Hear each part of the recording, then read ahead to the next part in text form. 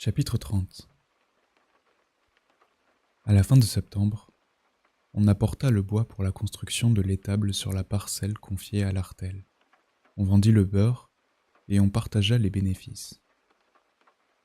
La pratique fournissait de bons résultats. C'est du moins ce que Lévin pensait.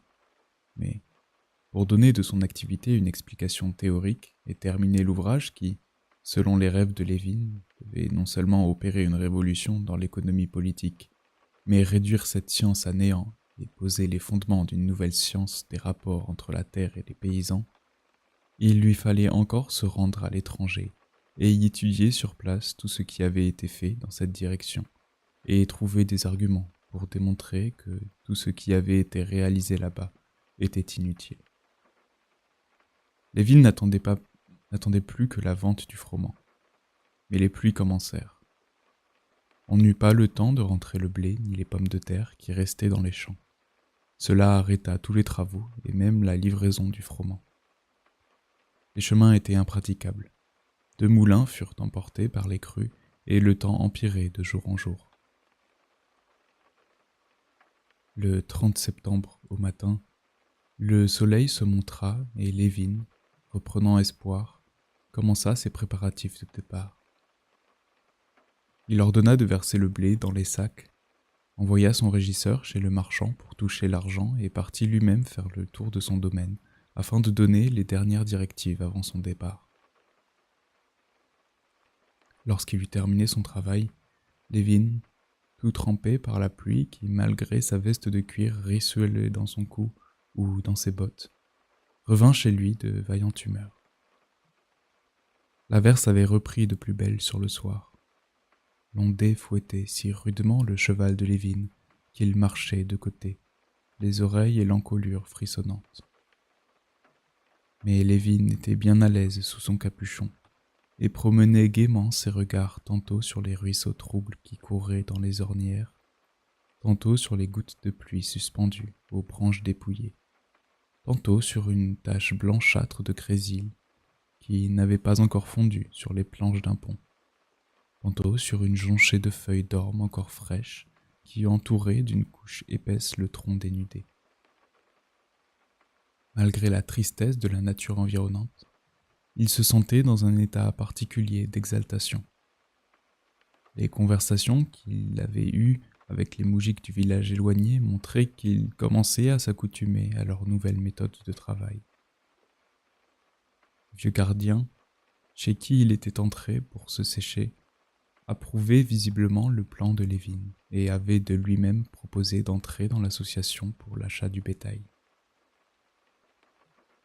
Il suffit de poursuivre mon but avec obstination et je vaincrai, songeait Lévin. Au moins, je travaille pour quelque chose. Il ne s'agit plus de mon confort personnel, mais du bien-être général. Toute notre agriculture et surtout la situation du peuple doivent être transformées radicalement. Au lieu de la misère, la richesse et l'aisance partout, au lieu de l'hostilité, l'entente et l'union des intérêts.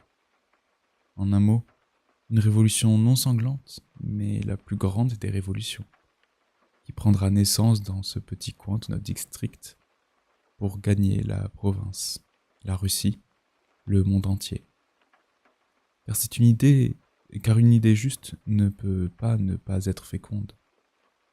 Oui, c'est un but qui mérite la peine qu'on se donne. Et que je sois ce même Constantin Lévin qui est allé au bal en cravate noire, que Kitty Shcherbatsky a refusé et qui se sent si pitoyable et si insignifiant ne prouve rien. Je suis convaincu que Franklin, quand il s'examinait sur toutes ses coutures, se sentait aussi misérable et se défiait autant de lui que moi. Cela ne signifie rien. Il avait certainement, lui aussi, son Agathe Mikhailovna à laquelle il pouvait confier ses secrets. Plein de ses pensées, Lévin n'arriva chez lui qu'à la nuit tombée. L'intendant revint avec une partie de l'argent de la récolte. On avait passé un accord avec le gardien, et, en chemin, l'intendant avait appris que partout le blé était resté dans les champs, et que les 160 meules qu'on n'avait pas eu le temps de rentrer n'était rien en comparaison de ce qu'avaient perdu les autres. Après le dîner, Levin, selon son habitude, s'assit dans son fauteuil avec un livre et, tout en lisant, continua à songer à son prochain voyage. Maintenant, il voyait clairement toute la portée de son entreprise et des périodes entières se former dans son esprit, exprimant le fond de sa pensée. « Il faut noter cela, » se disait-il. « Cela fera la courte introduction que jusqu'à présent j'avais jugée inutile. » Il se leva pour aller jusqu'à son bureau. Laska, qui était couchée à ses pieds, se leva aussi en s'étirant et le regarda comme pour lui demander où il fallait aller. Mais il n'eut pas le loisir de rédiger ses notes, car les chefs de travaux arrivèrent et Levin alla les rejoindre dans l'entrée.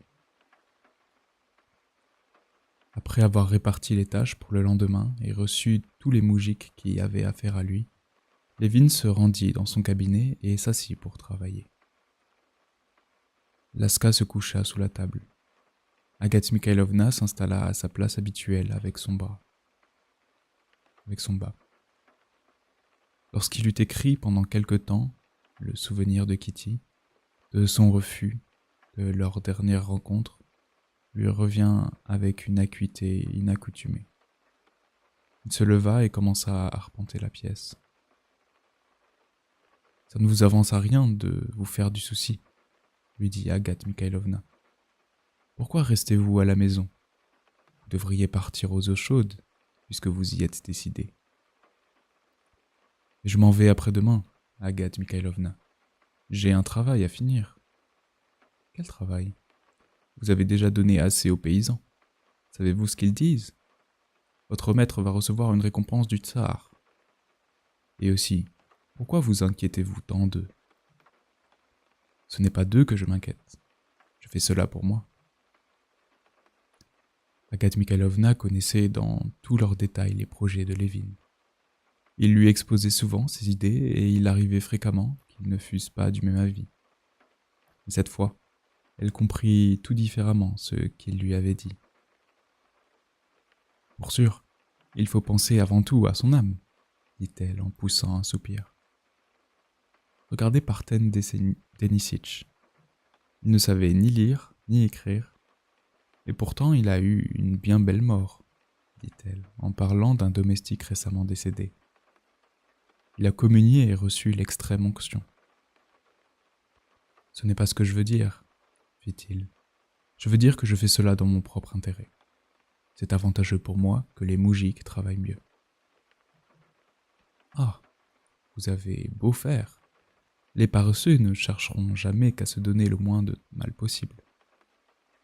Celui qui a de la conscience travaillera. Celui qui n'en a pas ne fera rien. Vous dites cependant vous-même qu'Ivan prend mieux soin des bêtes. Je ne dis qu'une chose, répondit Agathe Mikhailovna, avec un rigoureux esprit de suite. Il faut vous marier, et c'est tout. Cette allusion à ce qui venait de faire l'objet de ses pensées attrista et offensa Levin. Il fronça les sourcils et, sans lui répondre, se rassit devant son bureau, en se répétant tout ce qu'il pensait de l'importance de son travail.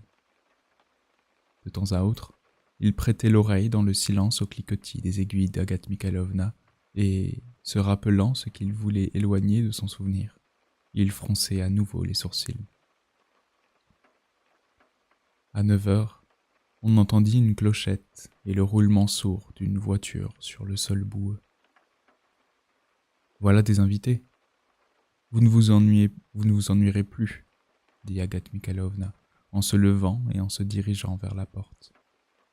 Mais Levin la devança. Son travail n'avançait pas et il était content de recevoir une visite, quelle qu'elle fût. Chapitre 31.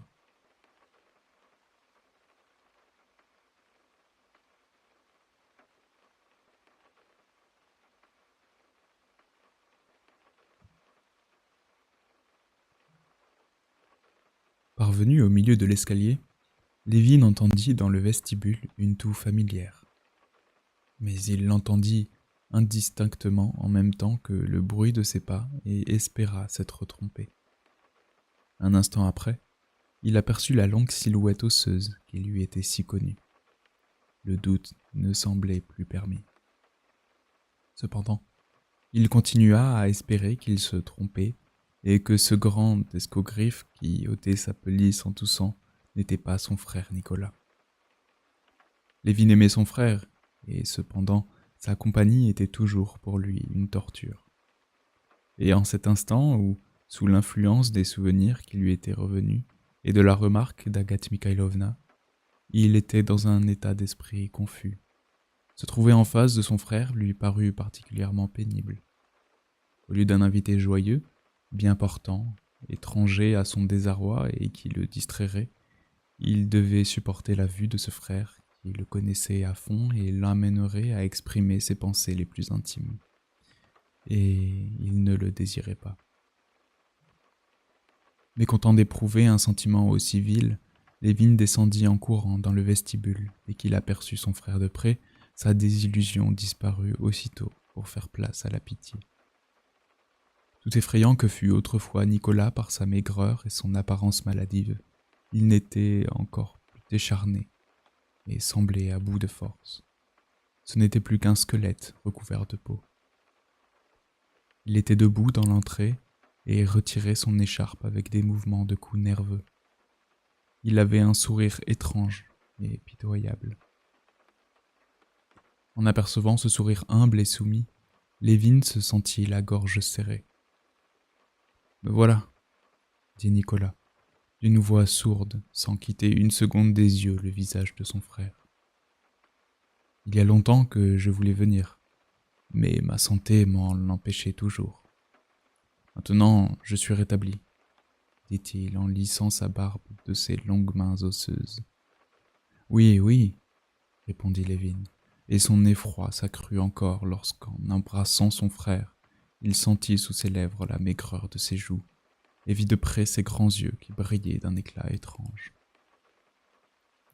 Quelques semaines plus tôt, Constantin Lévin avait écrit à son frère qu'après la vente d'une petite portion indivise de leurs biens mobiliers, il allait recevoir environ 2000 roubles.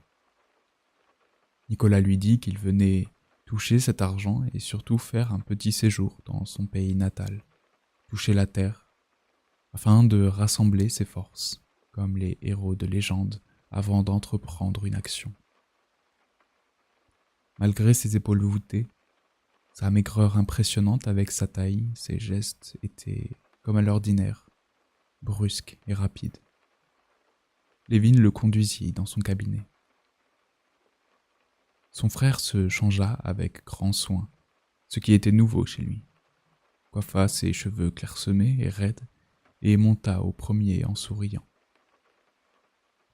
Il était d'humeur gaie et affectueuse, telle que Lévin l'avait connu dans son enfance. Il parla même de Serge Ivanovitch sans hostilité. Lorsqu'il vit Agathe Mikhailovna, il plaisanta avec elle et lui demanda des nouvelles des vieux serviteurs.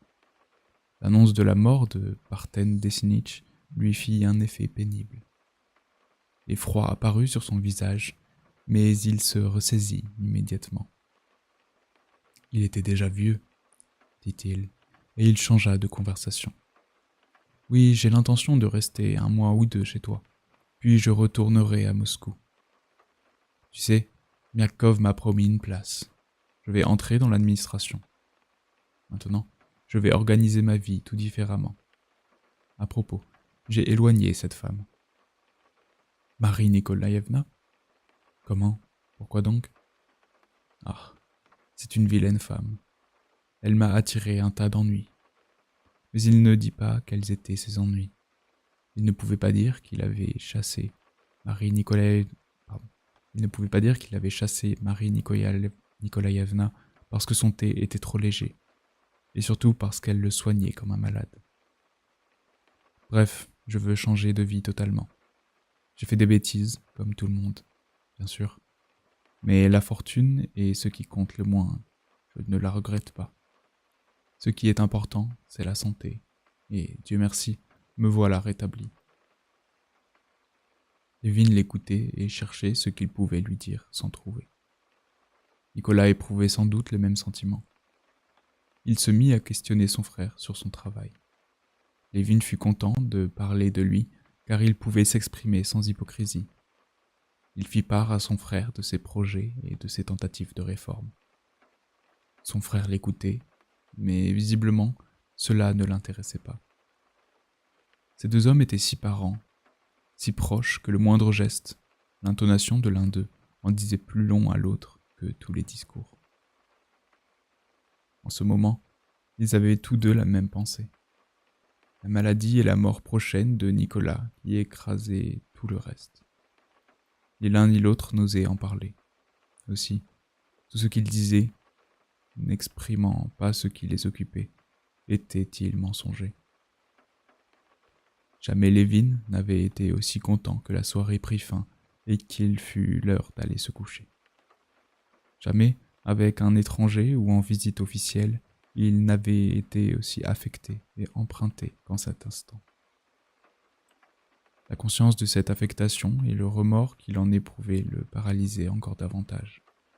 Il aurait voulu pleurer sur son frère mourant, et il devait l'écouter parler de la vie qu'il comptait mener et soutenir la conversation. Comme la maison était humide et qu'on ne chauffait qu'une seule pièce, Lévin installa son frère derrière la cloison de séparation de sa chambre à coucher. Son frère s'était mis au lit. Il dormait, ou ne dormait pas, mais comme un malade. Il se retournait, toussait et, quand il ne pouvait cracher, grommelait à part lui. Parfois, il soupirait profondément en disant « Ah, mon Dieu !» À d'autres moments, lorsqu'il étouffait, il jetait avec humeur « Au diable !» Lévin, qui l'écoutait, ne put dormir pendant un long moment. Ses pensées étaient très diverses, mais leur aboutissement était le même, la mort. La mort, fin inévitable de tout, se présentait pour la première fois à lui avec une force irrésistible. Et cette mort qui était là, dans ce frère aimé, qui gémissait dans son sommeil et invoquait indifféremment, par habitude, tantôt Dieu, tantôt le diable. Cette mort lui semblait beaucoup moins lointaine que par le passé. Elle était aussi en lui-même, il le sentait. Sinon aujourd'hui, demain, sinon demain, dans 30 ans, n'était-ce pas un tout? Et ce qu'était cette mort inéluctable, non seulement il l'ignorait, non seulement il n'y pensait jamais, mais il ne savait et n'osait y penser. Je travaille, je veux faire quelque chose, et j'ai oublié que tout doit finir par la mort. Il était assis sur son lit, dans l'obscurité, et, pelotonné sur lui-même, les bras passés autour de ses genoux, tenant sa respiration sous l'effort, il réfléchissait. Mais plus son esprit était tendu, plus il lui paraissait clair qu'il en était indubitablement ainsi, qu'il avait oublié de prendre en considération ce petit détail. La mort viendrait, tout prendrait fin. Ce n'était même pas la peine d'entreprendre quoi que ce soit, et personne ne pouvait rien à cela. Oui, c'était terrifiant, mais il en était ainsi. Mais je suis encore en vie. Maintenant, que dois-je faire? Que faire? Se disait-il avec désespoir. Il alluma sa bougie, se leva avec précaution, alla se placer devant son miroir et contempla son visage et ses cheveux. Là, aux tempes, il y avait quelques cheveux blancs, et ouvrit la bouche. Les dents de derrière commençaient à se gâter. Il découvrit ses bras musclés. Il était très fort. Mais Nicolas, qui respirait avec ce qui lui restait de poumons, avait eu lui aussi un corps vigoureux. Et soudain, il se rappela que, lorsqu'ils étaient enfants, on les faisait coucher à la même heure, et qu'ils n'attendaient que le départ de Fédor Bogdanitch pour se jeter les oreillers à la tête en riant aux éclats, et que même la crainte de Fédor Bogdanitch ne pouvait réprimer cette joie de vivre débordante et pétillante.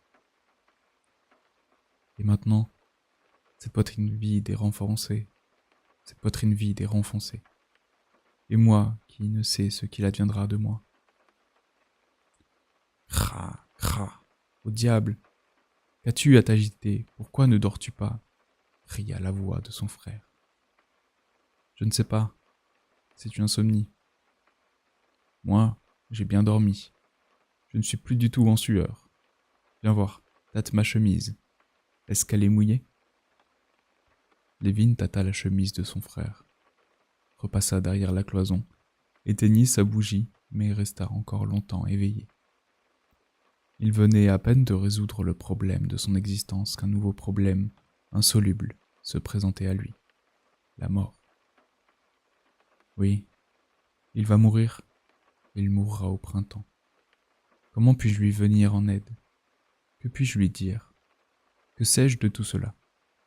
J'avais même oublié que cela existait. Chapitre 32.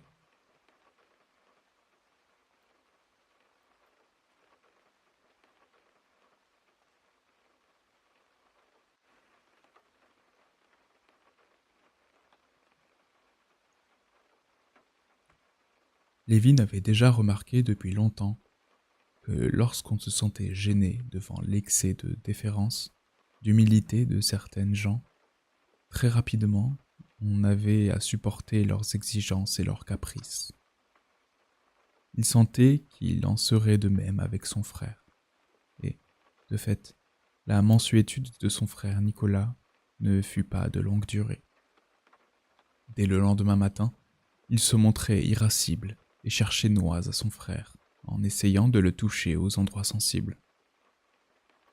Lévin s'estimait coupable et n'en pouvait, mais il sentait que si, au lieu de jouer la comédie tous les deux, ils avaient parlé à cœur ouvert de ce qu'ils pensaient et ressentaient, alors seulement ils auraient pu se regarder en face. Lévin aurait dit « Tu vas mourir, tu vas mourir ?» Et Nicolas aurait répondu « Je sais que je vais mourir. Et j'ai peur, j'ai peur. » Et ils n'auraient rien dit de plus s'ils avaient vraiment parlé à cœur ouvert. Mais il était impossible de vivre ainsi. Et c'est pourquoi il s'efforçait de faire ce que toute sa vie il avait tenté de faire sans y réussir. Ce que d'après ses observations, tant de gens savaient si bien faire et sans quoi on ne pouvait vivre. Il s'efforçait de dire autre chose que ce qu'il pensait. Et il sentait que cela sonnait faux, que son frère s'en apercevait et s'en irritait. Le surlendemain, Nicolas amena son frère à lui exposer de son nouveau plan que non seulement il critiqua, mais fit semblant de confondre avec le communisme. Tu t'es contenté de prendre l'idée d'autrui en la déformant et tu veux l'appliquer là où elle est inapplicable. Mais je te dis que cela n'a rien de commun. Il condamne la propriété, le capital, l'héritage. Mais moi, je reconnais que c'est le stimulant essentiel. Lévin répugnait à faire usage de tels mots, mais depuis qu'il s'était plongé dans son travail, il employait de plus en plus souvent, sans le faire exprès, des mots étrangers. Je veux seulement réglementer le travail. C'est bien cela. Tu as pris l'idée d'autrui, tu en as retranché tout ce qui faisait sa force, et tu veux faire croire que c'est quelque chose de nouveau, dit Nicolas, en tirant sur sa cravate d'un air courroucé. Mais mon idée n'a rien de commun. Ces doctrines, reprit Nicolas Lévin avec une lueur mauvaise dans le regard et un sourire ironique. Ces doctrines ont du moins un intérêt géométrique, en quelque sorte. Elles sont claires, catégoriques. Peut-être est-ce de l'utopie, mais admettons qu'on puisse faire tabula rasa de tout le passé. Plus de propriété, plus de famille, cela peut amener une réforme du travail. Or, tu n'as rien. Pourquoi confonds-tu? Je n'ai jamais été communiste. Moi, je l'ai été. Et je trouve que si le communisme est prématuré, il est raisonnable. Il a de l'avenir, comme le christianisme des premiers siècles. Je prétends seulement qu'il faut examiner la force du travail du point de vue de l'histoire naturelle. Autrement dit, l'étudier, chercher sa nature mais c'est absolument inutile. Cette force trouve elle-même au fur et à mesure de son développement, une certaine forme d'activité. Il y a eu partout des esclaves, puis des métayers. Nous aussi, nous avons des fermiers, des ouvriers libres. Que cherches-tu de plus ? Lévin se fâcha soudain à ces paroles, car au fond de son âme, il craignait que ce ne fût vrai. Peut-être cherchait-il, en effet, un point d'équilibre entre le communisme et les formes déterminées de travail, et l'on pouvait douter que ce fût réalisable. Je cherche un moyen de rendre le travail productif, et pour moi et pour le paysan. Je veux réformer, répondit-il avec chaleur. Tu ne veux rien réformer du tout. Tu veux tout simplement faire preuve d'originalité, comme au cours de toute ta vie. Montrer qu'au moins tu exploites tes ouvriers avec une idée de derrière la tête. Bon, comme tu voudras. Restons-en là, répondit Lévin, qui sentait les muscles de sa joue gauche tressaillir. Tu n'as jamais eu et tu n'as pas de conviction. Tu as tout juste besoin de flatter ton amour-propre. Bon, c'est parfait. Laisse-moi tranquille alors. C'est bien ce que je vais faire. Il est grand temps. Va au diable. Je regrette bien d'être venu. Lévin eut beau s'efforcer ensuite de calmer son frère. Nicolas ne voulut rien entendre. Il déclara qu'il valait beaucoup mieux se séparer, et Constantin voyait que la vie était devenue insupportable à son frère. Nicolas était sur le point de partir, que Constantin revint le trouver et le pria d'un ton forcé de s'excuser s'il l'avait offensé d'une manière ou d'une autre. « Ah, de la magnanimité, » dit Nicolas, et il sourit. « Si tu veux avoir raison, je peux bien te procurer ce plaisir. Tu as raison, mais je pars tout de même. » Juste avant son départ, cependant, Nicolas embrassa son frère et lui dit, en lui jetant soudain un regard étrangement sérieux: « Ne me garde pas rancune, Kostia. » Et sa voix trembla. Ce furent les seules paroles qui furent dites sincèrement. Lévin comprit ce qu'elle laissait entendre. « Tu vois, et tu sais que je suis malade. Peut-être que nous ne nous reverrons plus. » Lévin le comprit et des larmes lui jaillirent aux yeux. Il embrassa encore une fois son frère, mais ne put et ne sut rien lui dire.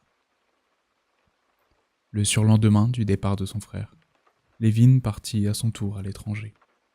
Il rencontra dans le train Shtcherbatsky, le cousin de Kitty, qui fut surpris de le trouver si mélancolique. « Que t'arrive-t-il » lui demanda Shtcherbatsky. « Rien, sinon que la vie n'est pas gaie. Allons donc. Viens avec moi à Paris au lieu d'aller t'enterrer à Mulhouse. Tu verras comment on s'y amuse. Non, tout est fini pour moi. Je n'ai plus rien, plus qu'à mourir. » « En voilà une sottise, dit Shtcherbatsky en riant. Et moi qui me prépare seulement à vivre. Je pensais cela, moi aussi, il n'y a pas si longtemps. Mais maintenant, je sais que je vais mourir bientôt. » Ce que Lévin disait, il le pensait sincèrement depuis quelque temps. Il ne voyait plus partout que la mort ou l'acheminement vers la mort. Son œuvre ne l'en intéressait que plus. Il fallait vivre pleinement avant que la mort n'arrivât. Pour lui, l'obscurité recouvrait tout, mais il sentait précisément que le seul fil conducteur au milieu de ces ténèbres était son œuvre, et il s'y cramponnait de toutes ses forces.